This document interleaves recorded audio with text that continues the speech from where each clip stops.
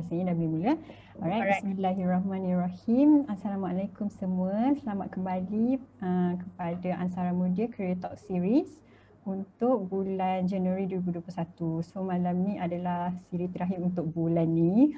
Bulan depan kita ada lagi ya, jangan risau. Okey, saya Tasnim binti Kerana Siswa, batch Ansara Typing SPM 2013. Dan bersama-sama dengan kita hari ini adalah Dr. Nurul Izani binti Zulkifli dari Ansara Typing Batch SPM 2008. Beliau sekarang merupakan seorang pensyarah pergigian pelatih Fakulti Pergigian Universiti Teknologi Mara UiTM. So dulu back in MRSM Typing, beliau merupakan seorang anggota Badan Wakil Pelajar BWP untuk kebudayaan. Betul kan? Okey, untuk kebudayaan. Kemudian sedikit tentang beliau, dia masuk ke Universiti Islam Antarabangsa Malaysia UIAM and graduate overall best student. She grad with distinction and also best overall student in the dentistry. Dekat UIA kita panggil kuliah lah, which student lain mungkin akan ketahui sebagai fakulti lah. So in dentist punya fakulti. So tanpa melengahkan masa, insyaAllah saya pass the screen to our doctor. Silakan. Sekejap ya, saya stop share screen. Alright, doktor boleh share screen.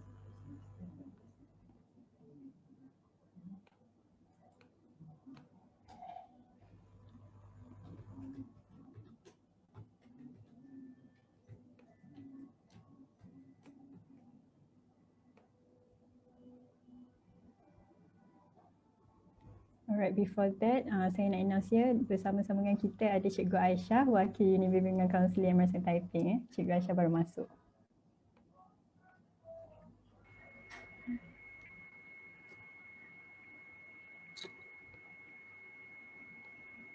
Assalamualaikum.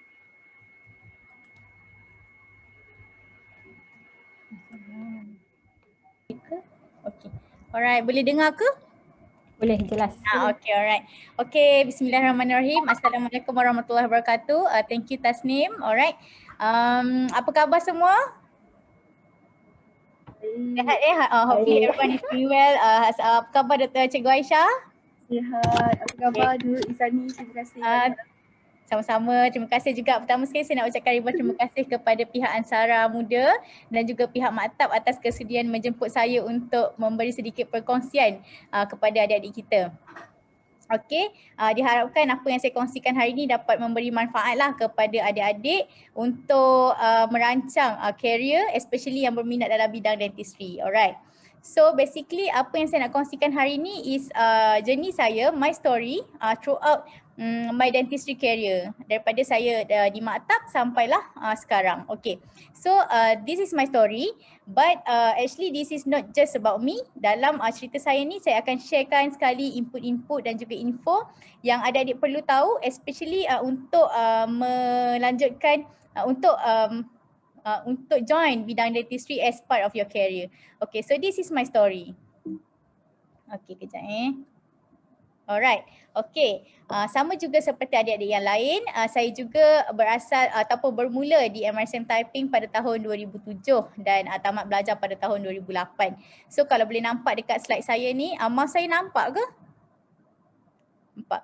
Okay, so dekat bawah ni adalah gambar bilik saya. Okay, masa ni dah last day masa ni dah last day since cubemate saya masa dekat Maktab adalah dinding yang kosong. Alright. Okay, so apa yang saya buat is, kalau adik-adik boleh nampak, saya tampal segala nota-nota, formula-formula dekat dinding. Sebab cikgu kata sambil kita bersiap kan, ada cermin dekat tepi tu, sambil kita bersiap pakai tudung, kita boleh nampaklah formula-formula tu semua. InsyaAllah bolehlah masuk. Dekat tepi kepala katil saya ni pun ada sikit-sikit nota kan. Harap-harap masuklah masa nak sebelum tidur apa semua kan.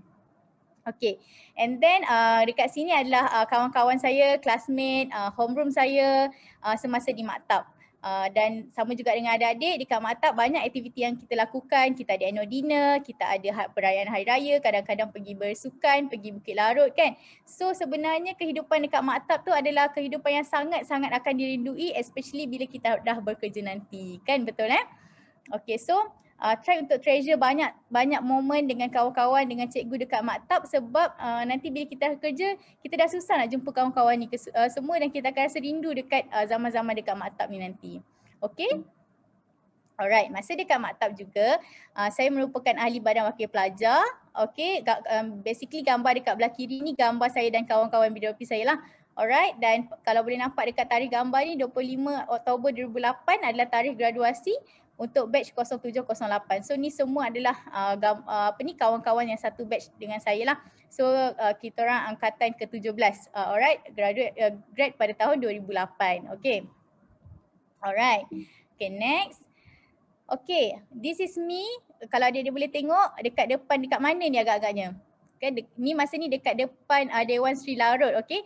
Pada tarikh 12 Mac 2009. Okay, I'm so sorry gambar ni saya extract daripada MySpace ke Friendster ke macam tu. Gambar lama kan. Okay, that's why time tu trend gambar, conteng gambar macam ni lah. Okay, so nak cari gambar yang asal dah tak jumpa, dah tak tahu kat mana. So ambil je gambar yang ni.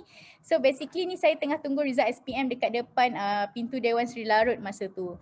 Okay, saya faham saya juga berada dalam situasi adik-adik. Mungkin waktu sekarang ataupun sebelum ataupun selepas ni, adik-adik dah start plan. Lepas ni nak jadi apa? Apa career adik-adik selepas ni? Okay, tapi always remember kita boleh merancang, but Allah is the best of planners. Apa-apa yang kita rancang dan sebenarnya apa yang Allah dah tentukan untuk kita adalah yang terbaik. Okay, so untuk saya memilih dentistry sebagai career saya. Alright.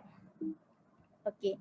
So dentistry ni apa sebenarnya? Okay, dentist ni dia is a profession yang tugas dia adalah untuk diagnose, treat and preventing diseases and malformation of oral cavity including head and neck region. Okay, yang ni yang ramai tak tahu. Ramai ingat dentist ni dia kerjakan dekat dalam oral cavity sahaja, dekat dalam mulut sahaja. Sebenarnya tidak. Okay, dentist ni is beyond oral cavity. Anything between head until neck is actually masih lagi dalam bidang kerja seorang dentist. Okay. Okay, why dentistry? Kenapa dentist ni boleh menjadi pilihan kerjaya untuk adik-adik? First, kalau adik-adik seorang yang care to people, suka bantu orang, okay, dentist juga boleh menjadi pilihan. Sebab dalam kerjaya dentist ni kita bukan medical saja, malah dentistry juga boleh membantu untuk restore health of people. Agak-agak macam mana dentist ni boleh bantu untuk improvekan kesihatan pesakit. Okay, contohnya boleh tengok dekat gambar ni kan. Okay, patient ni before this dia tak ada gigi, alright. And then nampak lepas dentist buat rawatan, kita buat rawatan gigi, bagi gigi palsu, boleh nampak tak beza senyuman dia before and after dapat gigi. Kan kita nampak patient smile dengan lebih confidence, lebih yakin diri. So kita bagi kesihatan, especially kesihatan mental kepada pesakit. Okay, dalam masa yang sama, contoh kan kalau patient tu tak ada gigi ataupun dia sakit gigi. So patient kadang-kadang susah nak makan bila tak ada gigi. So bila susah nak makan, dia tak makan. And then bila tak makan, nutrisi dia secara keseluruhan akan terganggu and end up akan mengganggu kesihatan diri dia. Alright. So bila kita nampak benda yang simple, kita nampak macam kita merawat gigi sahaja, tapi sebenarnya kita membantu beri kesihatan kepada pesakit secara keseluruhan. Okay. Yang kedua, kalau adik-adik suka, you love arts and science, okay, dentist juga boleh menjadi pilihan untuk adik-adik. Kenapa saya kata art and science? Okay, saya yakin semua mostly pelajar kelahiran MRSM Taiping mempunyai kemahiran dan ilmu sains yang sangat bagus. Namun saya tahu juga ada adik-adik di luar sana yang ada minat pada arts, pada seni, suka tengok something yang cantik. So bidang dentistry ni juga boleh jadi pilihan untuk adik-adik kalau adik-adik ada minat terhadap arts and science ni. Okay, so to be a dentist, first kena fokus. Kenapa? Sebab dentist ni dia bekerja dalam satu kawasan yang sangat kecil. Dalam mulut ke oral cavity is area yang sangat kecil, gigi pun saiz yang kecil. So kita perlukan orang yang fokus and boleh do precise thing. Okay. Yang kedua, of course, skill. Apa skill yang seorang dentist perlukan? Yang pertama is communication skill, of course. So mana-mana kerjaya pun dia memerlukan clinical communication skill. Kenapa? Okay, betul tak saya cakap? Most patient kalau jumpa doktor gigi mesti akan rasa takut. Okay. Okay, nak pergi klinik, melangkah je masuk klinik gigi dah takut. Okay, so dengan ada communication skill yang bagus, kita boleh meyakinkan pesakit, boleh comfortkan pesakit untuk buat rawatan dengan kita. Dan once pesakit suka dengan kita, dia akan always nak jumpa dengan kita. Alright. And then lagi satu, to be a dentist juga you should have hand skill yang bagus lah, yang power. Sebab dentist ni banyak buat kerja menggunakan tangan dan hand and eye coordination perlulah bagus. Okay. And then of course to be a dentist also you must have a good knowledge. Okay, mana-mana pekerjaan pun perlukan you ada knowledge yang bagus tentang sesuatu perkara. Dan untuk dentistry, not only dental knowledge but you must have a bit of medical and also some ilmu tentang farmasi juga. Sebab you akan prescribe prescribe ubat kepada pesakit. So you kena tahu juga benda-benda selain daripada dental. Okay, reason yang ketiga. Okay, reason yang ketiga ni is most favorite. Ramai orang nak tahu. Dentist ni, betul ke dentist ni boleh buat banyak duit kan? Betul ke dentist ni boleh kaya? Okay, actually kaya ke, banyak duit ke, itu adalah subjektif. Kita tak boleh nak measure benda tu. But what I can say is, yes, being a dentist you can earn a good salary. Okay, macam mana?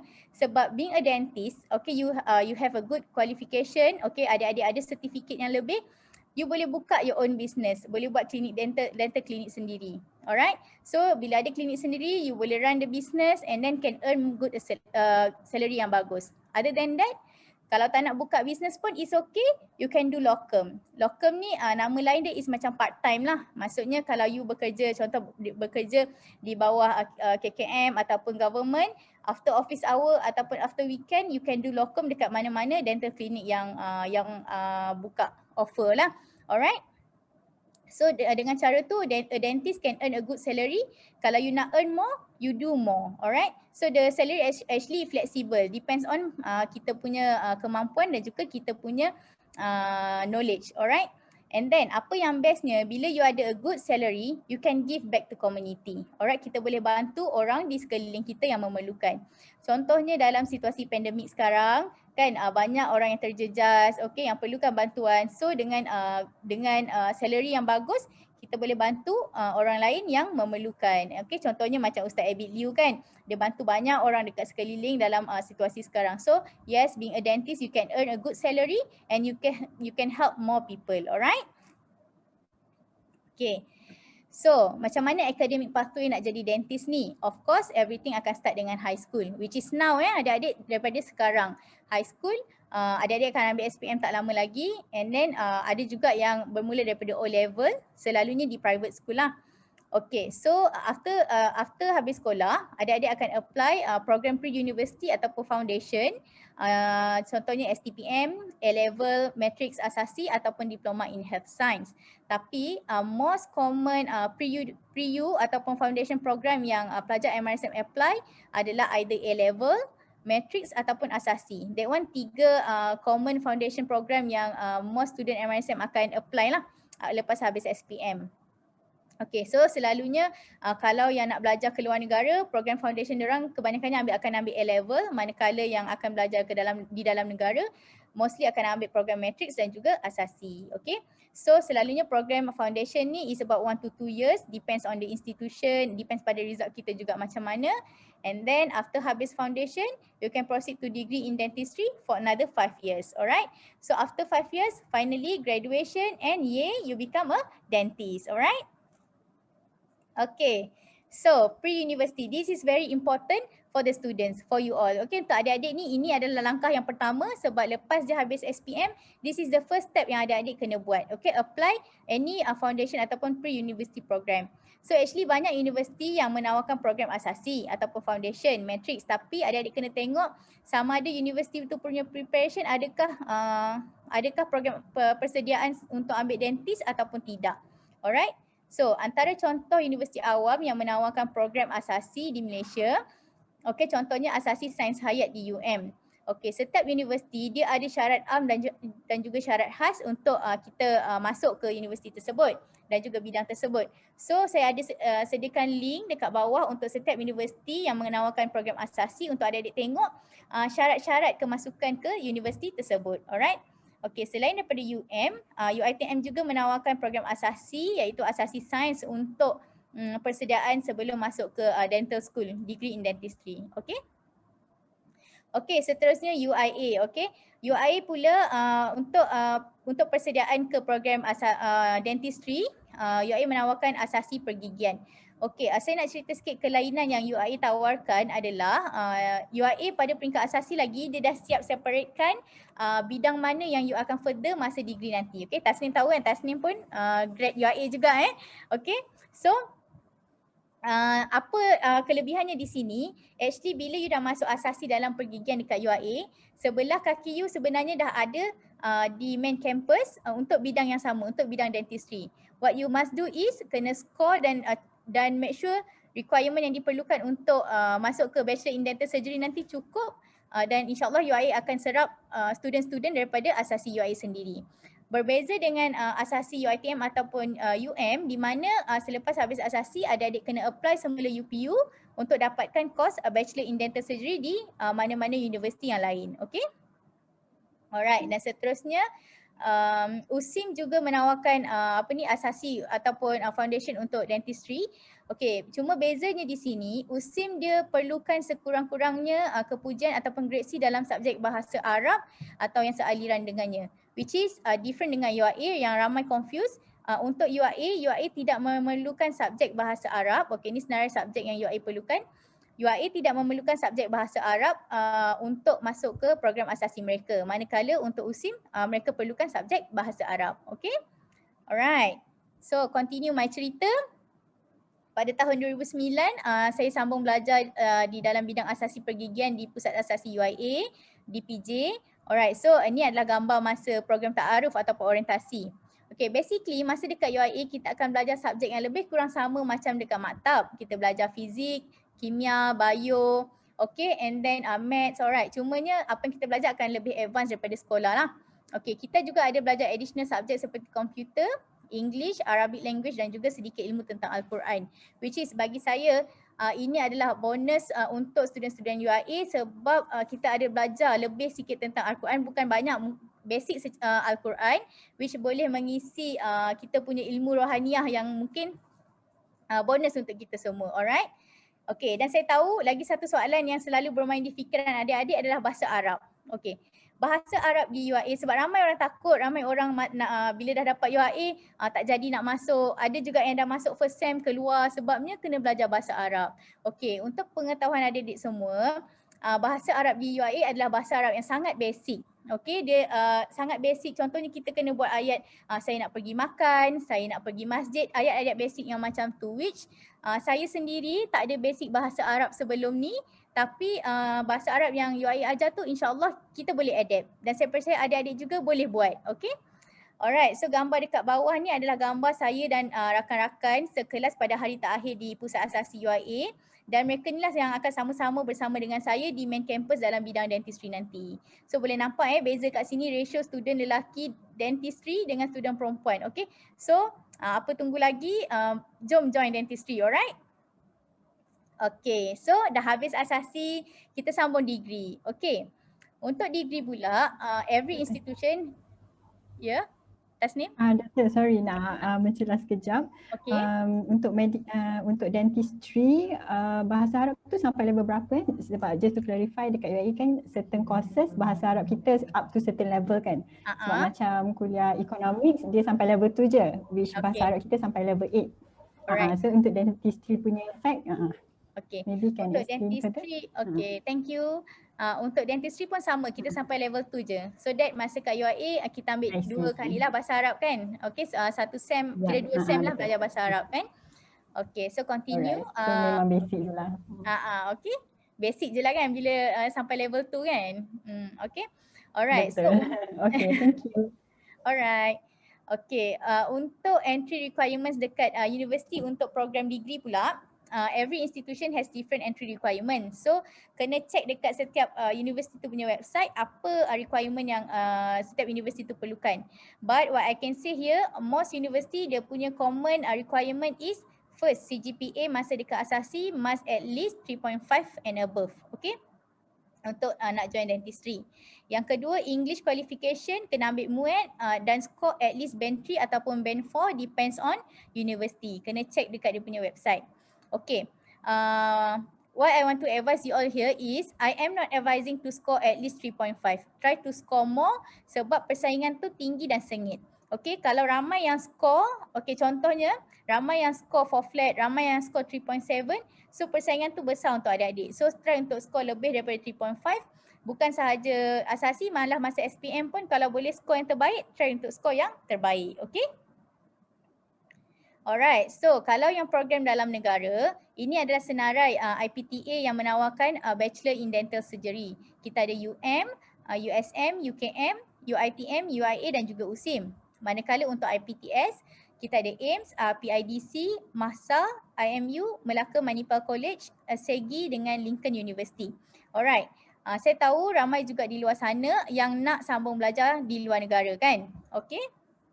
Don't worry, jangan risau sebab Malaysia juga ada menghantar pelajar-pelajar dentistry ke luar negara dan ini adalah senarai universiti yang Malaysia hantar lah. Okay, so untuk belajar di luar negara, satu nasihat saya adik-adik sebelum apply universiti tersebut, pergi cek dulu dekat link yang saya bagi ni, link dekat website KKM ni untuk cek sama ada universiti yang adik-adik nak belajar tu diiktiraf oleh Kementerian Kesihatan Malaysia ataupun tidak.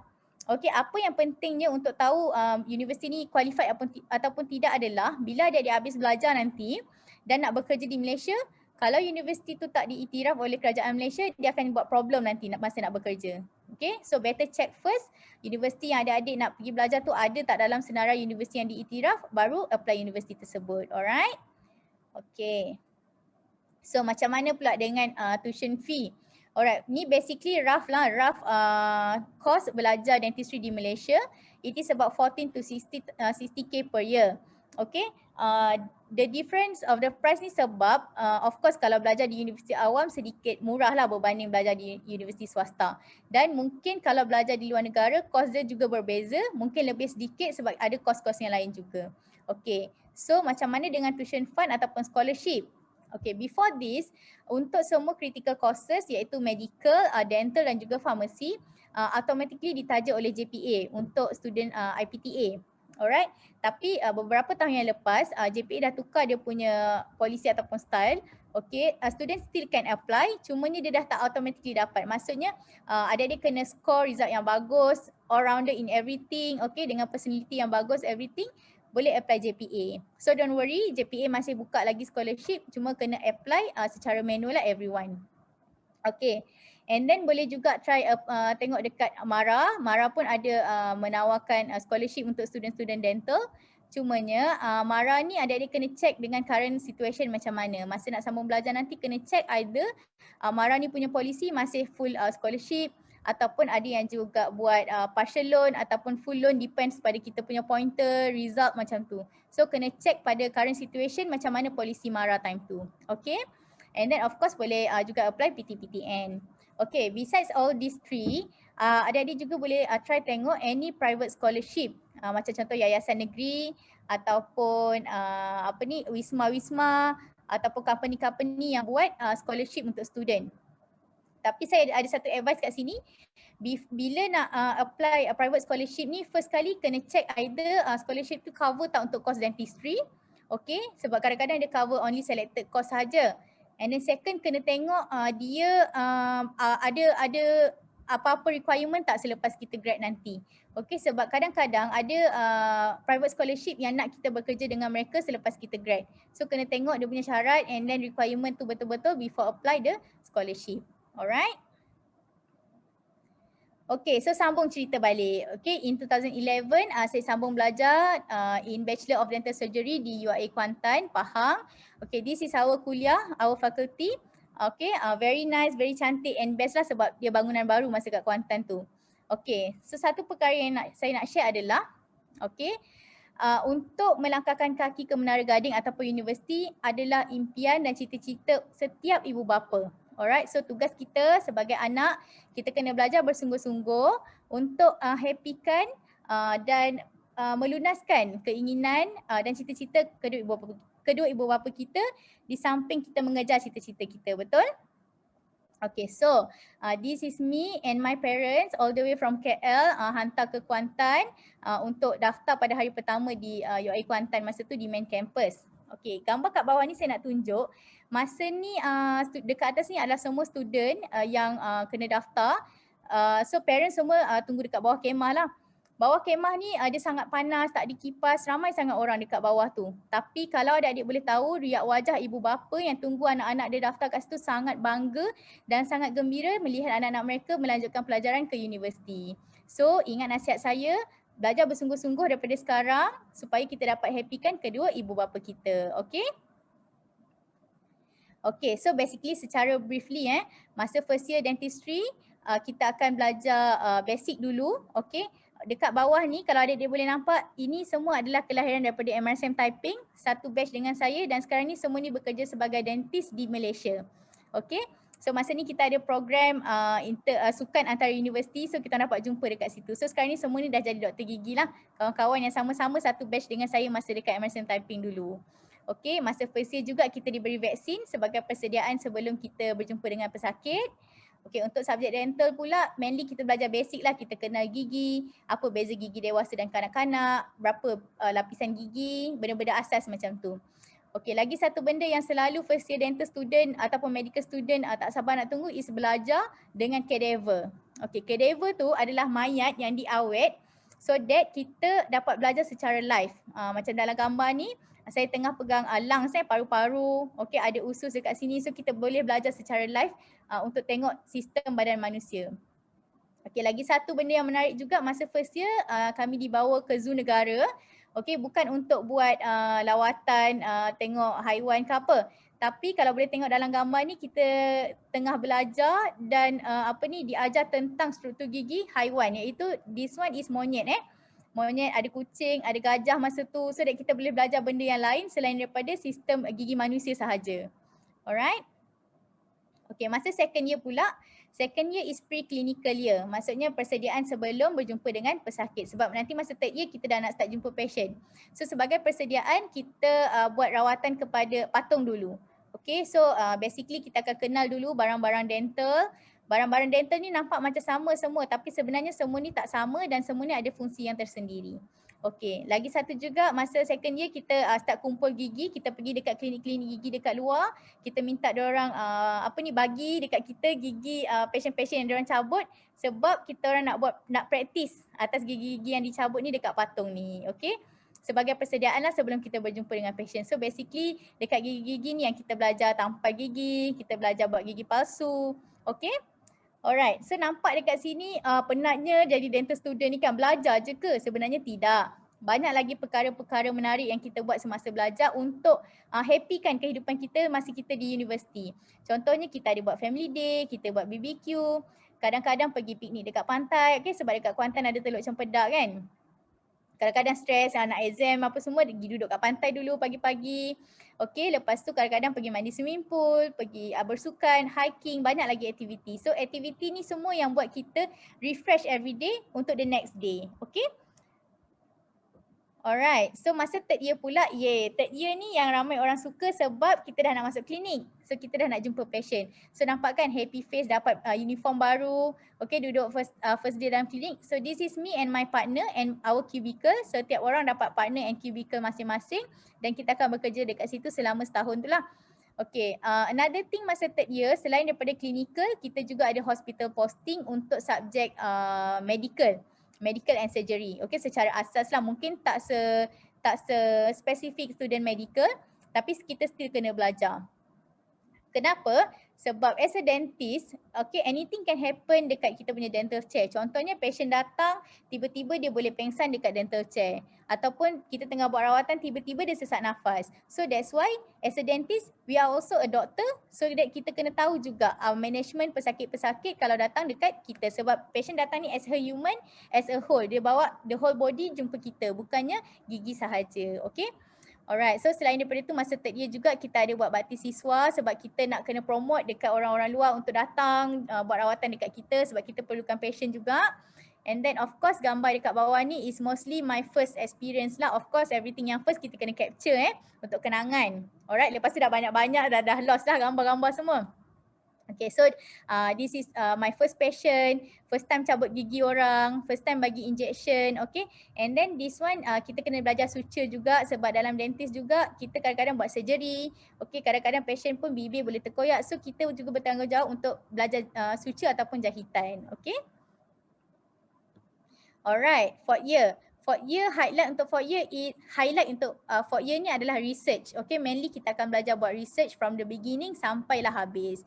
So this is me and our very powerful supervisor, okay, sangat dedicated, dan dengan dia punya dedikasi dan bantuan daripada supervisor dan research partner yang sangat membantu, alhamdulillah me and my partner won the research competition and on that time. Okay, besides research, tugas-tugas klinikal masih diteruskan sebab kita ada requirement kan, every year kita kena siapkan berapa denture, kita kena tampal berapa gigi. So tugas-tugas klinikal masih kita teruskan seperti biasa. Okay, and then after that, masa 4 year, since kita dah senior sikit, in case ada macam lawatan-lawatan daripada tadika ke, lawatan daripada luar ke, kita diberi peluang untuk handle program bersama agensi-agensi lain yang datang ke kuliah kita di bawah supervision lecturer juga. Okay. And then finally, okay, fifth year, alright. Fifth year ni of course sama juga macam course lain, report kena hantar, patient semua kena settle, requirement semua kena siap, itu sama je macam semua orang. Okay, masa final year everything kena settle before kita grad. Tapi apa yang syoknya masa fifth year ni, kita ada buat satu program kemasyarakatan, okay, as part of our requirement. Kita buat program dengan di kampung orang asli dekat Kuantan. So itu adalah pengalaman yang sangat baru untuk kami semua masa tu. Selain tu juga masa fifth year, since kita orang dah nak keluar lepas ni, kita juga dibawa ke klinik-klinik kerajaan di luar untuk bagi expose tentang macam mana sistem kerja klinik di luar nanti. Okay, dekat bawah ni actually gambar kita orang semua dental student masa tu tengah buat lawatan ke loji rawatan air. Agak-agak sebab apa dental student kena pergi loji rawatan air ni? Apa pula kerja dentist kena pergi loji rawatan air ni? Okay. Ni loji rawatan air, bukan loji kumbahan tau, ada beza Loji rawatan air ni adalah tempat di mana air yang dirawat sebelum disalurkan ke rumah-rumah. Okay. So since Malaysia telah menjalankan program kita panggil water fluoridation untuk sebagai inisiatif lah untuk salurkan fluoride kepada rumah-rumah di Malaysia untuk sebab fluoride ni dia boleh membantu kuatkan gigi, elakkan jadi caries dan masalah gigi yang lain. Okay, so itu adalah salah satu inisiatif kerajaan Malaysia.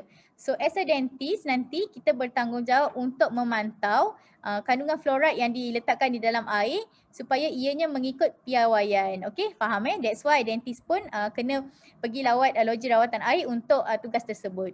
Alright. And then after that masa final year kita pergi hospital posting juga untuk observe dalam OT. Okay, and then finally alhamdulillah dengan support daripada family, dengan lecturer yang sangat bagus, okay, kami semua all batch graduate on time masa final year. Okay. Alright. So one take home message is always remember, only with teachers barakah we may succeed. Adik-adik kena ingat, hanya dengan ilmu-ilmu yang berkat daripada cikgu-cikgu kita boleh berjaya. So sebagai anak murid, kita perlu hormat cikgu, sentiasa doakan cikgu dekat mana juga kita berada sebab ilmu yang cikgu berikan sangat berkat dan daripada ilmu itulah yang lead kita untuk jadi seorang yang berjaya. Okay. And then after ni, lepas ni dah nak habis sekolah, itu adalah masa untuk kita semua reflect the past and looking forward for the future sebab walaupun rasa macam lamanya nak habis sekolah ni, tapi sebenarnya the real journey has just begun. Baru je nak bermula. Okay. Alright. So bila dah grad dental school, dah nak start kerja, kita akan entitled sebagai dental officer ataupun pegawai pergigian. So basically tugas pegawai pergigian of course memberi rawatan pergigian, and then mengendalikan aktiviti promosi kesihatan pergigian, membuat lawatan ke lain-lain pusat, contohnya pergi sekolah kan. Kalau siapa ingat, kalau kad hijau datang dekat kelas je mesti kita takut kan, maksudnya nak kena jumpa doktor ni. Alright. And then pergi ke rumah warga emas, pergi ke tadika dan tempat-tempat lain lagi. Dan juga dentist juga bertanggungjawab untuk memberi panduan kepada kaki tangan yang lain. Maksudnya kita kena tolong each other dalam teammate kita. Okay. Okay, so pada Mei 2017 saya start kerja sebagai pegawai pergigian lantikan kontrak masa tu di Klinik Pergigian Rembau Negeri Sembilan. Okay.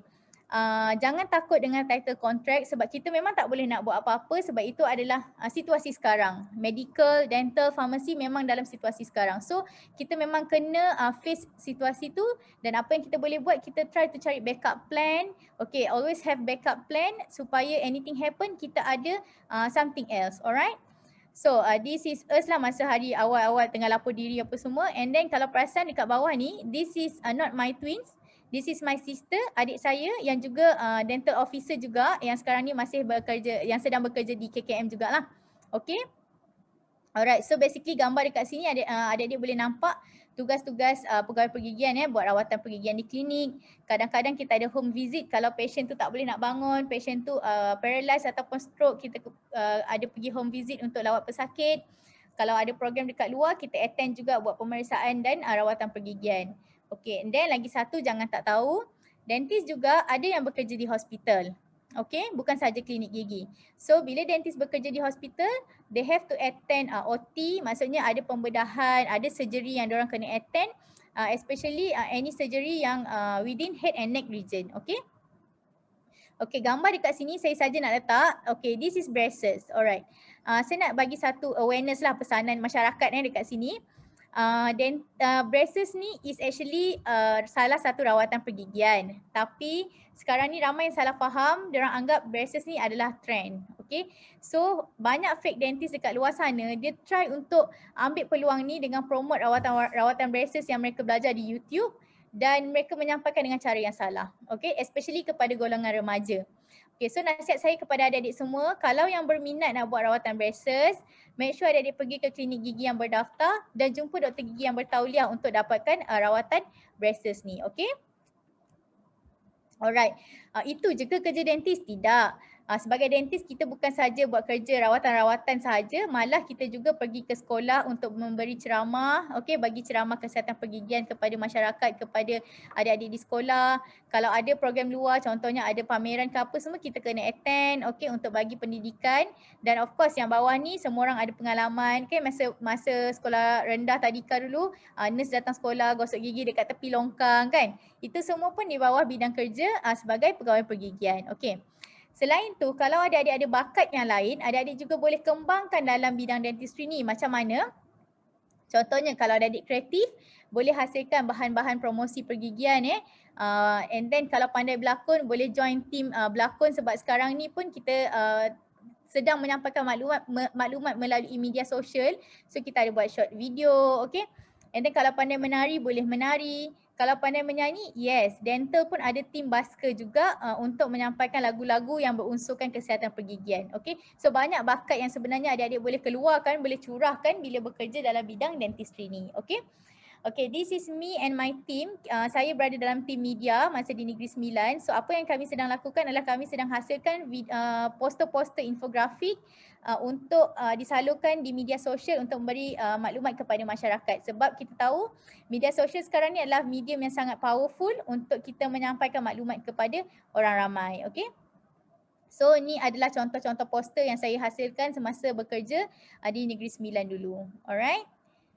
Okay. But never be too busy making a living that you forget to make a life. Maksudnya, ya kita bekerja, kita mencari rezeki, tapi sebenarnya kita ada kehidupan kita juga. Okay. So this is all my colleagues during my office hour, but they are all my family outside working hour. So barulah kita rasa kita punya tempat kerja happy dan kita rasa seronok untuk datang kerja bila kita jadikan kawan-kawan sekerja kita ni adalah sebagai salah satu family kita juga. Okay. Alright, so after 2.5 years bekerja sebagai pegawai pergigian kontrak, saya mendapat tawaran sebagai pegawai pergigian lantikan tetap dan kali ini kena pindah daripada Negeri Sembilan ke Negeri Pahang. Okey, di klinik pergigian Mempaga di Karak Pahang. Okey, Mempaga ni satu kawasan Felda lah di Pahang ya. Okey, tugas yang sama, tak ada beza pun kita kontrak kita tetap ke tugas masih sama. Okey, memberi rawatan pergigian, okey, kita attend meeting, ceramah masih juga sama. Menyediakan bahan-bahan promosi atau poster-poster pun masih sama. Lagi-lagi masa Januari ni pandemik COVID masih baru nak start kat Malaysia. So lagilah banyak infografik yang kita kena hasilkan untuk bagi pendidikan kepada masyarakat. Okey, tapi salah satu pengalaman yang tak boleh dilupakan masa awal tahun dulu adalah saya berpeluang untuk join tim combat COVID-19 di negeri Pahang masa tu dibentuk dan ditugaskan untuk ambil swab kepada pesakit-pesakit, bukan pesakit lah, kepada orang awam di Bentong masa tu. So itu adalah pengalaman yang sangat baru sebagai seorang pegawai pergigian. Okay, and then lagi satu, jangan tak tahu, dentist pun ada on call juga. Okay, bukan saja medical, bukan saja doktor, dentist pun ada on call juga. So kes macam mana yang dentist kena attend, alright. So contohnya gambar dekat sini, patient ni ada accident malam-malam kan, terkoyak pipi sampai ke bibir. And then patient ni pun dia jatuh, gigi dia terpatah, alright. Kadang-kadang patient datang malam-malam muka bengkak. So kes-kes macam tu yang dental akan attend semasa waktu on call, okay. Alright, so this is new to all of you, which a dentist pun kena on call juga, alright. Okay, so career pathway. After habis 5 tahun belajar, adik-adik akan keluar dan jadi dental officer, dan masa tu sekarang currently program dia nama NDOP, iaitu New Dental Officer Program, which is compulsory service dekat government selama setahun. Okay, so after 1 year, most of them akan tunggu a result untuk permanent dental officer keluar, ataupun adik-adik kalau ada option yang lain pun boleh quit daripada KKM dan cari option yang lain juga. Okay, so after 1 year, kalau adik-adik diterima sebagai lantikan tetap, boleh maintain as dental officer in Ministry of Health di KKM. Okay, kalau tak diterima sebagai lantikan tetap, option yang lain adalah adik-adik boleh apply sebagai dental officer di Ministry of Defence, okay, di Army, okay, and then ataupun Ministry of Higher Education di university. Okay, sebab university sekarang pun dah banyak yang ada klinik gigi sendiri, di mana diorang pun cari dental officer untuk serve their students and staff. Alright. So option yang kedua, kalau tak nak bekerja di bawah government, boleh quit dan join private sector sebagai general dental practitioner. Okay, and then option yang ketiga juga, boleh jadi tutor ataupun trainee lecturer di Ministry of Higher Education. Okay, bezanya dekat sini kita akan bekerja more pada service lah dental officer. Manakala tutor and trainee dia akan towards academician. So this is where I am today, okay, as a trainee lecturer di UiTM. Alright.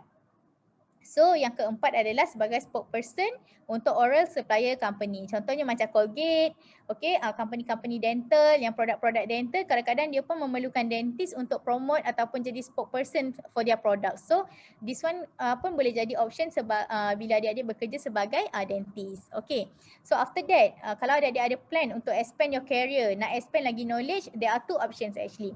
It is either you aiming to become a specialist, or you just nak extra certificate without aiming to be a specialist. Okay, so kalau nak extra certificate tapi not aiming to become a specialist, adik-adik boleh expand dengan continuous learning, attend courses ataupun ambil any certificate yang ada, yang available.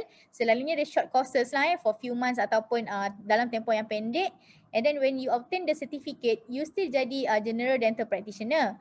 What make you different is you adalah general practitioner yang ada extra qualification ataupun extra certificate. So apa yang bezanya dengan practitioner dekat sini is, kalau ada kes-kes yang mungkin susah sikit, yang general dental practitioner dekat sini tak boleh nak attend, maybe you boleh attend sebabnya you ada extra qualification dan ada extra knowledge. Okay. Okay, and then lagi satu option, kalau you nak expand your career ataupun expand your knowledge and aiming to become specialist, okay, it is either after 1 year immediately kalau you ada scholarship yang bagus and then you plan untuk buka your own clinic, okay, then you boleh, ataupun selepas you bekerja di dalam 4 option ni, you boleh sambung postgrad degree either in master ataupun PhD. And then after about 3 to 4 years, you akan bila dah habis belajar, you become a specialist either dekat Ministry of Health, Ministry of Defence ataupun private sector. Okay, untuk yang tutor ataupun trainee lecturer ni, bila dia ambil postgrad degree, dia akan keluar sebagai dental specialist and also lecturer dekat Ministry of Higher Education, sebabnya dia akan jadi towards academician. Okay, faham Alright, so ini adalah career pathway, macam mana nak expand lagi career dalam dentistry ni. Okay. Alright, salary. Okay, ni yang best kan salary yang ramai nak tahu kan. Okay, generally this one is a rough salary being a dentist, okay. Actually gaji dentist ni dia flexible, maksudnya dia ada fixed salary kalau you bekerja especially macam dalam KKM ke. And then tapi dalam masa yang sama you juga boleh generate you punya income melalui macam saya cakap tadi, either you buka your own clinic ataupun you do locum ataupun part time. So basically yang kat atas ni is bukanlah fresh grad sangat, tapi dia macam maybe in first 3 years you punya basic salary, tapi depends juga macam dekat government dia ada increment lah every year. Okay, then dekat private clinic pula ada klinik yang offer minimum macam basic salary, ada juga yang offer depends on you punya commission. Maksudnya lagi maksudnya kalau banyak you punya sale, banyak juga you punya income. So it depends pada tempat tersebut. So this is actually basic salary minimum lah lebih kurang which actually most of dentists in Malaysia can obtain more than this. Okay. Alright, so dekat bawah ni is a grade dan juga tangga gaji, especially in government sector, either in KKM ke defense army ke. Okay, then every year ada kenaikan tahunan lah. And then this is a grade and also tangga gaji untuk academician di universiti. Okay, untuk yang own private clinic pula, okay yang ni yang best lah kalau yang buka klinik sendiri kan. Okay, saya dapat input ni pun from one of our alumni juga. Okay, they are husband and wife. Currently opening their own dental clinic somewhere in Shah Alam. Okay, dia pun alumni daripada Emerson Taiping jugalah, our senior lah kiranya.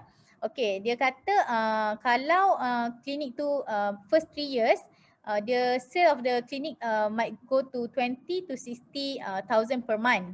Okay, while lepas 3 tahun kalau klinik tu dah stable and then dah ada patient yang memang suka dekat klinik tu, and then klinik tu dah lebih bagus, okay, klinik tu boleh dapat sale 100 to 150,000 per month. This is sale. So daripada sale ni nanti akan bayar staff, akan pay the utilities, pay the bills and everything. So basically dia kata income untuk owner ataupun doktor tu sendiri is about 10 to 20% daripada sale tersebut. So it is actually still quite a good number, quite a big number juga. And that's why I say being a dentist actually you ada fixed salary, at the same time kalau you nak earn more, you can earn more anytime. Okay? Okay, so apa bidang-bidang yang ada dalam dentistry ni? Okay, yang pertama restoratif. Restoratif ni basically yang merawat gigi berlubang, yang tampalan, yang cantikkan gigi dan banyak lagi lah. Basically dia restore gigi kepada bentuk yang asal. Okay, yang kedua periodontics yang merawat gusi. Okay, kalau boleh tengok dalam gambar ni, before ni gusi bengkak, then periodontis rawat dan gusi tu elok balik. Okay, yang ketiga oral surgery. Oral surgery more pada cabut gigi, okay, pembedahan gigi bongsu. Kalau gigi bongsu sengit, so dia more kepada bidang oral surgery. Okay, prostetik pula yang merawat gigi yang ni lah, gigi palsu lah mainly, gigi palsu yang boleh tanggal.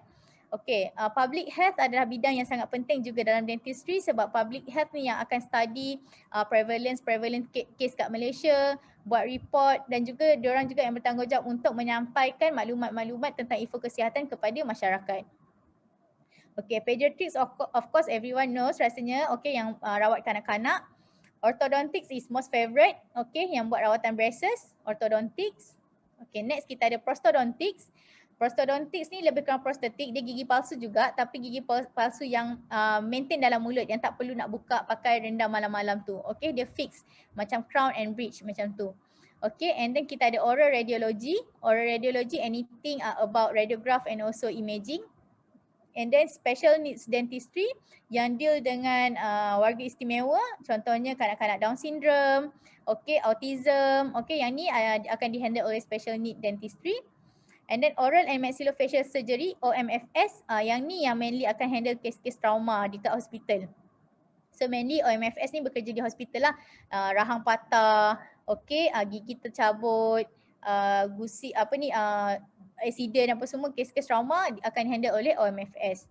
Endodontics pula yang merawat saraf gigi, okay, dekat sini kita ada saraf gigi. And then oral medicine and oral pathology yang merawat kelainan dalam mulut, contohnya ulcer ataupun mouth cancer, kanser mulut, kanser mulut, ketumbuhan, tumor dalam mulut, ini dirawat oleh oral medicine and oral pathology. Dan juga forensic dentistry. Forensic dentistry ni bidang yang sedang dikembangkan juga di Malaysia, di mana forensic dentistry ni dikatakan research dan dia kata dengan gigi yang ada ataupun gigi yang tinggal, sebab gigi ni adalah satu tulang yang sangat kuat dalam body kita yang susah nak even kalau kebakaran ke apa, kadang-kadang akan ada gigi yang tinggal yang susah nak reput lah, okay, dia tulang yang paling kuat dalam badan kita. So forensic dentistry ni dia boleh bantu untuk identify mangsa-mangsa especially disebabkan oleh bencana alam. Okay. Kita boleh identify umur dia dan kalau ada record yang bagus, yang komprehensif, kita boleh identify juga mangsa tersebut melalui dia punya dental record. Okay. So in future, dentistry ni sebenarnya masih banyak lagi nak dikembangkan. Okay, sekarang ni dentistry tengah move towards aesthetic dentistry, okay, rawatan whitening, okay, veneer. And then ada juga orthodontic surgery. Kalau ada boleh tengok perbezaan wajah before dan after orthodontic surgery. And then dental implant untuk menggantikan gigi palsu yang ada sekarang. Dan juga dental photography. So ni bidang yang sedang dikembangkan di Malaysia. Okay, so untuk nak kembangkan lagi bidang dentistry ni, kita perlukan research yang sangat bagus. Dan universiti-universiti di luar sana pun tengah giat menjalankan research untuk kembangkan lagi bidang dentistry ni. Okay, so here, this is where I am today. I try to expand my career. Pada Julai 2020, saya lapor diri sebagai trainee lecturer ataupun pensyarah pergian pelatih di UiTM under Faculty of Dentistry. So this is all my friends yang sama-sama lapor diri dengan saya. So have to apply and attend interview lah, of course, untuk nak apply masuk ke universiti. So, skop kerja sekarang dah berbeza. Dulu kita towards service, sekarang ni kita more towards academician. Alright, so bila academician ni tugas-tugas yang lama masih lagi seperti biasa, masih merawat pesakit, bagi pendidikan dan sebagainya. Tapi bila academician ni dia ada student. Okay, so kita punya fokus is more on student and also research. Alright, so more on teaching, okay, buat soalan exam, supervise student in clinics, jaga exam. So student ni ibaratnya macam saya masa belajar dululah kiranya. Alright. So ini adalah tugas, skop tugas saya yang di tempat kerja sekarang. Okay. And then this is, so kalau dulu saya bidang kerja yang dulu kena buat banyak program-program promosi, okay. Kena buat poster, logo. So sekarang ni dah different. So sekarang ni kena banyak reading, writing and research. So ini adalah salah satu, ni bukannya research ke apa. This is just my easy reading article yang baru publish beberapa hari lepas. So ini adalah bidang saya yang baru dan saya sedang kembangkan juga career saya buat masa sekarang ni, okay. Okay, saya takkan dapat capai apa yang saya dapat capai hari ini dan saya takkan berada di sini dengan sokongan yang padu daripada ahli keluarga dan juga tulang belakang saya iaitu suami saya. Okay, kalau ada nak tahu, suami saya juga merupakan bekas pelajar daripada MSM Typing juga. Okay, so bolehlah cari calon. Okay, juga merupakan satu batch dengan saya lah. Alright, so cerita saya akan bersambung lagi, masih panjang lagi career saya, bukan setakat di sini. Saya juga memerlukan doa daripada cikgu-cikgu, daripada adik-adik semua untuk saya kembangkan lagi career saya. Dan saya doakan juga adik-adik semoga dipermudahkan untuk career adik pada masa akan datang dan of course untuk SPM yang akan adik-adik ambil tak lama lagi. In case anything, kalau nak contact boleh je screenshot ataupun scan QR code yang saya bagi dekat sini. Saya dah linkkan dekat saya punya social media dan juga WhatsApp kalau perlukan any input ataupun apa-apa yang saya boleh bantu lagi. Okey, dengan itu sekian saja daripada saya. Terima kasih kerana sudi mendengar dan harap-harap apa perkongsian saya pada hari ini dapat membantu adik-adik dalam memilih kerjaya dan mungkin kita akan jumpa satu hari nanti dalam aliran dentistry ni. Okey, thank you and Assalamualaikum. Waalaikumsalam. Okay, sangat teliti presentation doktor kita hari ni. Okay. Sementara tu boleh tak doktor pergi dekat slide career pathway tadi? Career pathway? Career, betul. Doktor kenal dengan suami memang dari sekolah lah. Tak. Ke atau masa sekolah kita jangan bercinta, kita belajar je. Baru jumpa balik. Tak. Lepas belajar baru berkenalan. Bahaya ni cikgu ada. Itulah bahaya ni. Sekejap cari career pathway. Apa-apa cikgu okey. Kita record ni Bahaya ni. Okay. Alright, this one. Okay, so for the lepas degree, so second step untuk dental officer ni compulsory service in government kan? Ini sama ke macam maksudnya untuk doktor perubatan, kita tahu memang diorang tunggu posting untuk housemanship semua tu. So untuk doktor pergigian memang sama juga ke proses dia? Maksudnya kita tunggu untuk government panggil atau kena apply macam mana? Okay, actually proses nak jadi masuk dental officer ni sama macam medical. Kalau medical ada e-houseman, untuk dentist kita ada e-dentist. So sama juga dekat dalam e-dentist tu kita akan apply. Kalau dulu-dulu kita pilih negeri, tapi sekarang ni e-dentist punya sistem kita dah boleh pilih klinik mana yang kita nak, and dengan syarat kita dapat pilih cepat lah. Okay. So sama je dengan medical juga sebenarnya, cuma bezanya houseman 2 tahun, dentist punya compulsory service is 1 year. Okay, faham. Lepas tu, okay, postgraduate degree, ini master kan? Yang saya faham tadi doktor cakap, maksudnya kalau nak jadi dentist specialist ni is to own your own clinic lah. So maksudnya wajib untuk pursue master postgraduate degree, betul ke? For you, in order to ada that qualification untuk buka klinik sendiri. Oh, okay. Kalau nak buka klinik sendiri, tak perlu, maksudnya bukan tak perlu, maksudnya tak semestinya you kena ada postgrad degree. Dengan you ada BDS ataupun Bachelor in Dental Surgery ni pun you dah boleh buka klinik sendiri. Cumanya it is advisable untuk expand lagi, at least untuk ambil any courses atau certificate bila you nak buka dental private clinic, sebabnya patient-patient datang private clinic pun sekarang ni perlukan rawatan-rawatan yang banyak juga. So kita kena sentiasa update knowledge and expand career kita, so that macam contohnya braces kan. Braces masa kita undergrad kita belajar yang basic. So dan masyarakat ramai yang nak buat braces kan, so diorang akan pergi ke klinik-klinik private klinik yang dekat luar. So dinasihatkan untuk yang nak buat braces tu untuk ambil sertifikat ataupun short courses regarding orthodontics before attend patient yang untuk buat rawatan braces. Macam itulah contoh ibaratnya.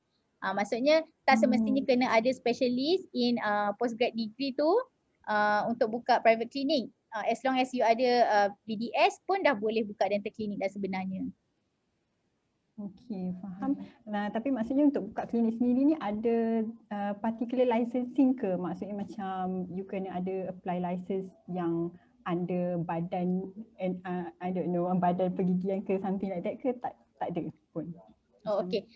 Untuk nak buka klinik sendiri, of course memang kena ada license lah. Ada few jugalah dia punya step. Mungkin ada kawan-kawan saya yang lain yang ada pengalaman yang buka klinik sendiri, mungkin boleh cerita dengan lebih lanjut.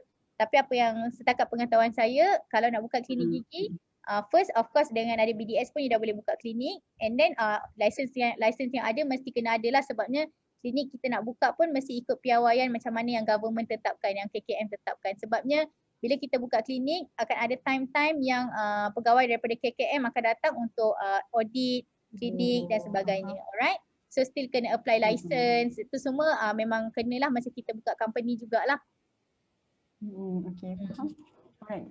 Ni soalan kita dari Cikgu Aisyah. Macam mana waktu bekerja dentist? Maksudnya kalau dari yang saya faham, it would vary lah. Maknanya kalau you more to academician tu mungkin berbeza. Maknanya kalau you on call dekat hospital tu mungkin berbeza. Ataupun doktor nak explain lebih lanjut lah waktu bekerja dentist.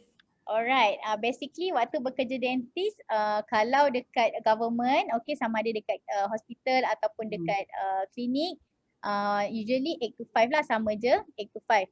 Cuma bezanya kita ada on call. Okay, on call tu of course after office hour lah, 5 sampai the next day, 8 PM the next day. Tapi basically waktu bekerja sama je Isnin sampai Jumaat 8 to 5. Kalau dekat private, waktu bekerja dia lain pula, sebab private ni waktu buka klinik dia lain. Kadang-kadang ada buka pukul 9.30, ada buka pukul 10, and then ada yang tutup sampai malam. So dia ada turn lah. Kalau private ni different sikit waktu bekerja dia. Tapi kalau dalam government, waktu bekerja dia 8 to 5, and then ada on call. On call tu bukan every day lah, ada rotation lah, jadual kan, gila-gila dengan officer yang lain. Faham? Okay, ni kalau doktor tahulah, mungkin doktor tahu ke nisbah, maksudnya doktor perubatan dengan doktor pergigian dekat hospital kita, maksudnya percentage lah, mungkin percentage doktor pergigian yang diperlukan dalam setiap hospital tu. Okay. Ada ke data dia? Okay, saya tak ada exact number. Okay, tak sempat pula nak study. Kita tak ada exact number. Tapi sebenarnya okay, tapi sebenarnya dentist ni sebenarnya in demand juga. Masih lagi in demand, klinik-klinik dekat luar especially masih lagi memerlukan pegawai pergigian untuk attend pesakit-pesakit. Cumanya apa yang limitkan intake, macam contoh dekat dalam government ke private clinic ke, is sebab kerja as dentist ni kita perlukan dental chair untuk bekerja. Okay, so sama juga dengan universiti. Kita contoh dekat universiti dia ada contohnya 50 dental check untuk student year 1. So sebab tu enrollment dia ataupun intake dia kena depends on facility dental check yang diorang ada. Okay. Okay, faham. Alright. Okay, tadi kan doktor ada mention pasal tuition fund juga, financial funds lah kan.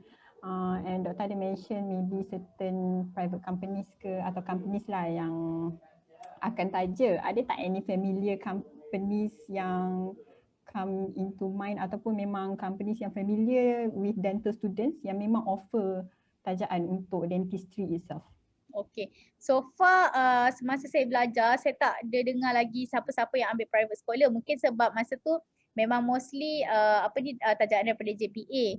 Okay. Tapi yayasan negeri saya tahu ada, cuma saya tak pastilah negeri mana yang ada offer, yang tu kena cari. But for now untuk yang private scholarship daripada company-company saya belum dengar lagi, and for this time being sebabnya kalau kos-kos lain tu banyak, sebabnya kadang-kadang company dia perlukan pekerja yang bekerja dengan mereka selepas habis belajar.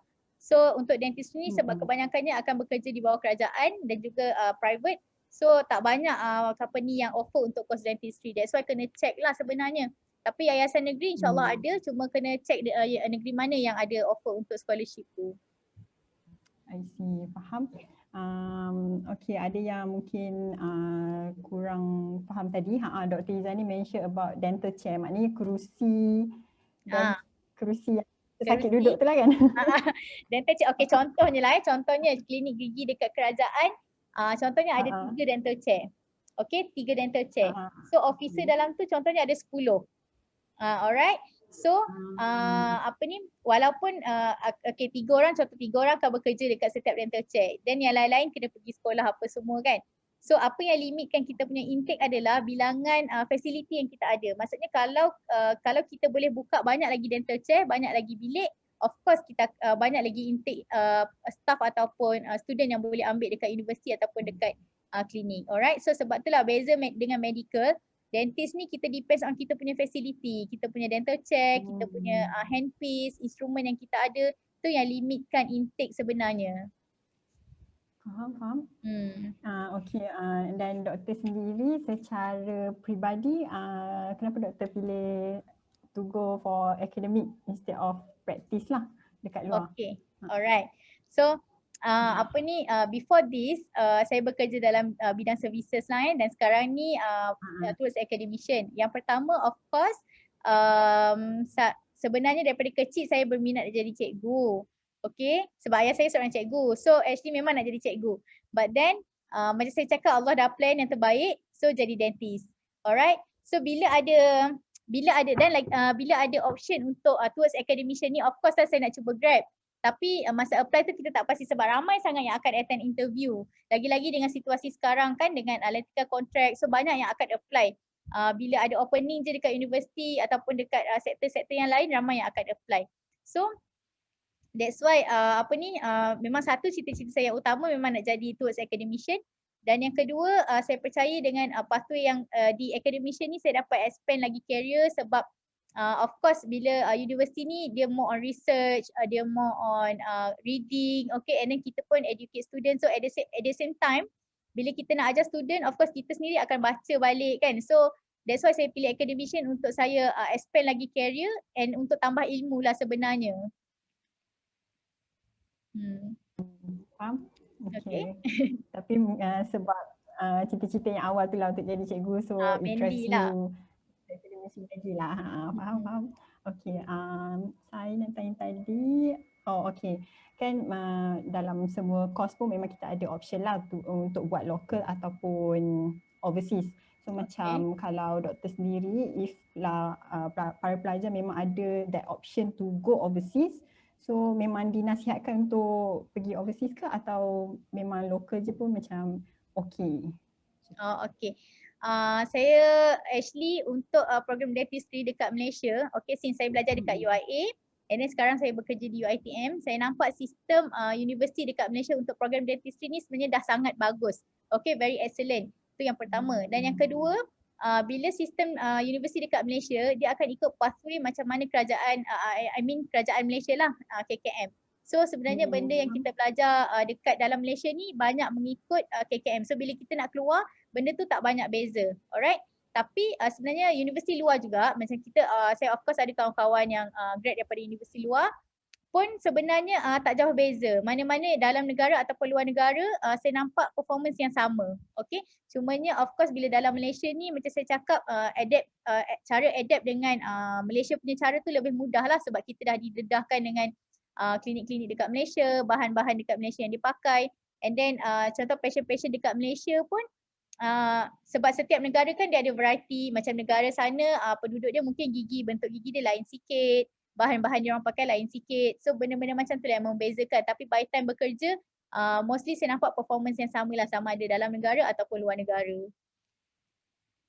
Okay, faham. Maksudnya memang akan advantage to local students sebab dia akan dah terbiasa dengan requirements KKM dan sebagainya lah. Tapi Doktor, kalau ada kawan-kawan yang praktis kat luar negara? Ramai. Tu saya kata kalau ada option, kalau saya sendiri ada option untuk belajar di luar negara, saya pun nak juga. Sebabnya selain kita belajar dekat luar negara tu, yelah pengalaman dekat luar negara lain kan. Kalau dekat Malaysia ni nanti kita kerja pun dalam Malaysia juga kan. So bila kat luar negara tu masa belajar kita dapat exposure yang lain, then masa kerja kita dapat exposure yang lain. So kita punya pandangan tu akan lebih luas lah. Tapi kalau dapat dalam Malaysia sahaja pun jangan risau sebab sebenarnya Malaysia punya sistem pun dah cukup bagus. Faham. Okey, maksudnya tapi kalau yang sambung belajar kat luar negara tu, bila dia nak balik praktis kat sini, kena go through yang compulsory service in government ni juga, 1 year? Ya, sama saja. Maksudnya lepas dia habis belajar, dia dah dapat dia punya sertifikat, sama je flow dia, orang daripada luar negara still kena apply program yang sama, identis kena isi tu semua masih sama. Alright, faham. Okay, kalau students yang lain ada soalan lagi, just drop dekat chat box. Meanwhile, ada your juniors, BWP 2008-2009. We are so excited to see your poster. Very inspiring and great sharing, Kak Izani. Thank you. Doktor boleh nampak ya dekat chat box. Okay, ni saja saya nak tanya.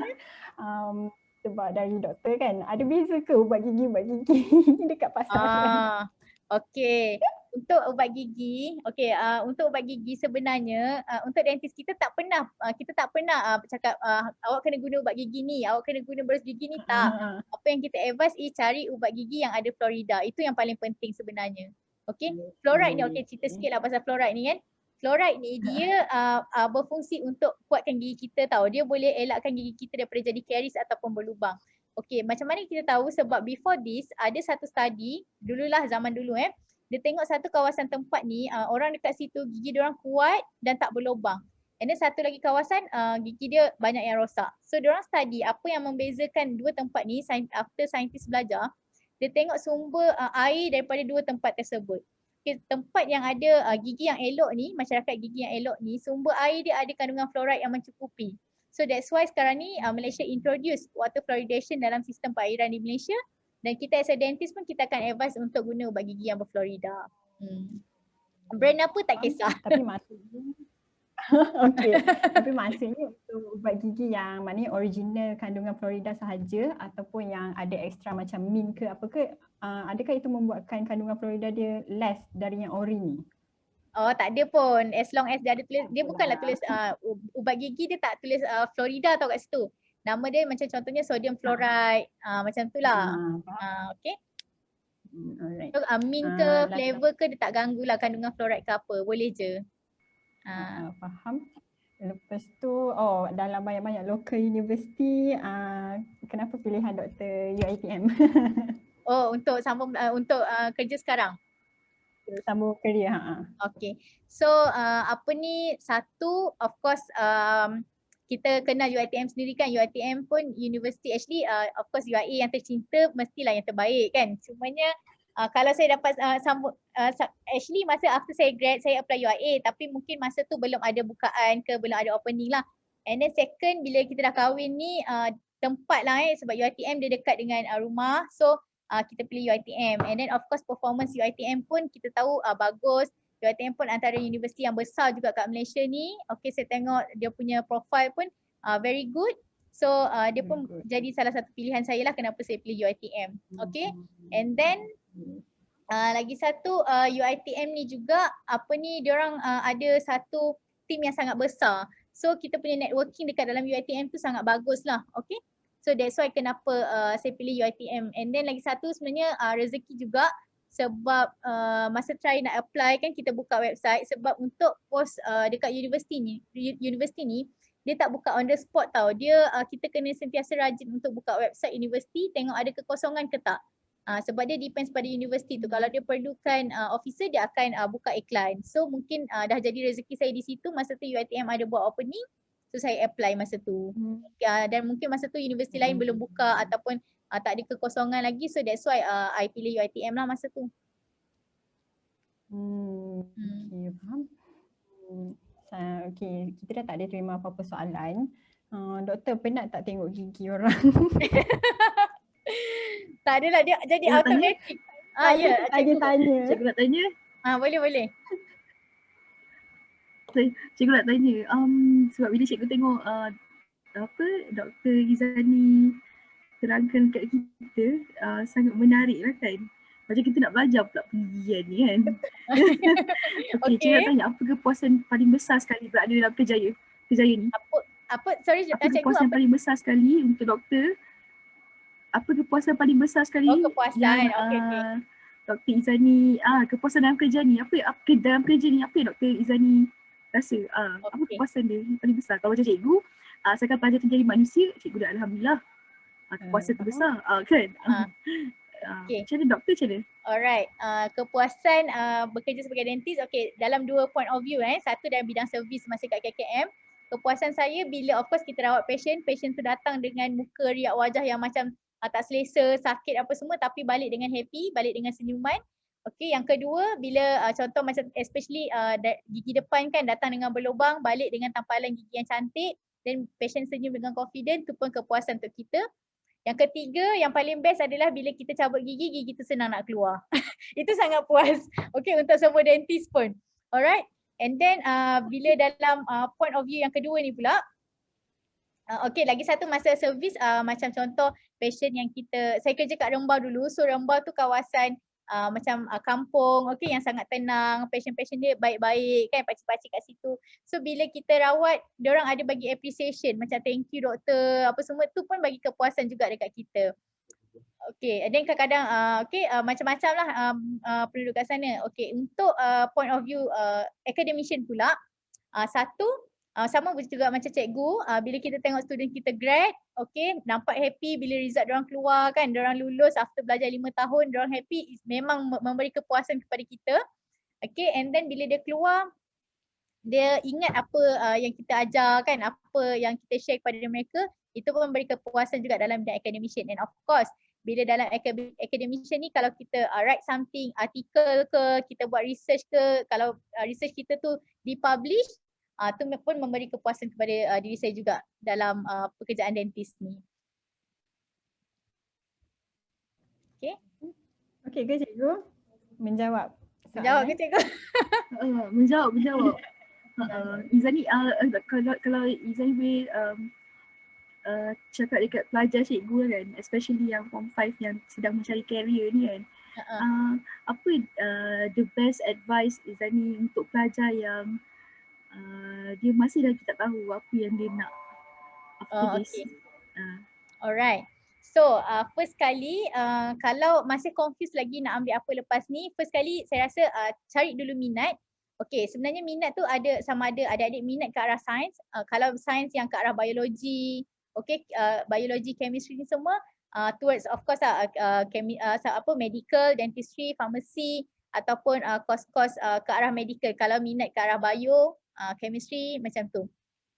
Tapi kalau minat ke arah maths ataupun ke arah fizik, mungkin option sebagai engineer, kerja-kerja yang dalam bidang macam tu. So first kali kena cari minat dulu. Minat ke arah yang mana yang kita rasa kita boleh bawa. Lepas tu yang kedua, lepas kita dah cari minat, baru kita senarai kerja-kerja yang dalam lingkungan minat kita tu. Kita shortlistkan dulu. Instead of kita tengok semua kerja secara general, kita dapat shortlistkan dulu minat macam mana. And then daripada situ baru kita kaji satu-satu. Lepas kita dah shortlist kan, baru kita kaji satu-satu yang mana yang kita rasa kita boleh adapt in the future, dan kita rasa kita boleh kembangkan lagi diri kita in the future nanti. Okay, macam contohnya dentistry, macam adik-adik tengok, kerja ni jadi doktor, dapat title doktor, jadi doktor, boleh bantu orang, and then at the same time adik-adik bercita-cita nak jadi usahawan, nak berjaya, nak meniaga, so boleh buka klinik. And then at the same time ataupun kalau tak nak meniaga, saya rasa macam nak jadi lecturer, yes boleh ke arah lecturer. So macam tu lah, maksudnya lepas dah shortlist kan minat adik-adik tu, career option yang ada, try untuk nampak secara keseluruhan adik-adik nak kembangkan lagi career tu ke arah mana. Okay? Faham. Maksudnya benda ni bukanlah jangka masa pendek, ianya benda yang satu jangka masa panjang, macam it's a process, tapi mula dari basic lah, maksudnya tengok dulu minat kita ke mana. Okay, faham. Okay, then tengok juga in the future nanti kita boleh adapt tak dengan kerja. Macam contohnya kita tahu macam medical, peringkat awal ni diorang akan housemanship, kerja ada on call, apa semua kita kena tahu diri kita. Adakah kita ready untuk semua tu? Sebab jangan kita tersilap, jangan kita rasa macam try je lah dulu, jangan. Sebab kita takut once kita tersilap langkah, kita tak boleh nak patah balik. Okay, so kenali diri kita, apa kemampuan diri kita, dan kalau kita rasa kita boleh, then that one adalah option yang terbaik lah. Faham. Cikgu ada tambahan? Tak ada, okey. So kita pun dah 10 suku sebenarnya, dah terlajak sikit, tapi tak mengganggu doktor kan? Tak apa, tak ada masalah. Alright. So insyaAllah itu je lah untuk malam ni. Saya nak minta doktor bagi advice untuk pelajar-pelajar SPM pun. Tadi saya rasa pun memang dah cukup very comprehensive lah doktor punya advice. So thank you so much Dr. Nurul untuk perkongsian malam ni, very inspiring dan sangat teliti. Saya yang tak minat sains pun boleh jadi minat untuk dentistry. So itu saja kot untuk malam ni. Thank you so much. Okay, sekejap saya end stop here. Okay, thank you so much. Thank you Tasnim, thank you Cikgu Aisyah, thank you juga dekat student-student yang attend. Terima kasih kerana mendengar. Maaflah ambil masa malam-malam masing-masing. So hopefully apa yang saya sharekan hari ni dapat membantu adik-adik semua. Terima kasih sebab datang. Okay, thank you doktor. Alright, thank you students. Student ada cakap apa-apa tak dengan doktor? Student ada apa nak cakap tak? Kalau nak cakap apa-apa, boleh unmute kalau nak ni. Student ada apa-apa cakap tak dengan doktor ke kita tak bagi dia unmute? Dah saya dah buat. Dah. Orang boleh unmute. Asal sampai doktor gigi ke? Kalau ada yang berminat, jomlah doktor gigi. Boleh contact Dr. Nurul terus. Yes, boleh je. Tadi yang dekat screenshot yang saya bagi, QR code tu kan, boleh contact saya dekat situ. Okay? Betul. Nanti kita akan share juga slide dekat Facebook dengan website. Alright. Okay, thank you semua ya. Thank you. Cikgu nak thank you semua. Thank you doktor. Thank you Cikgu Aisyah. Kirim salam dekat semua cikgu-cikgu dekat Maktab cikgu. Boleh.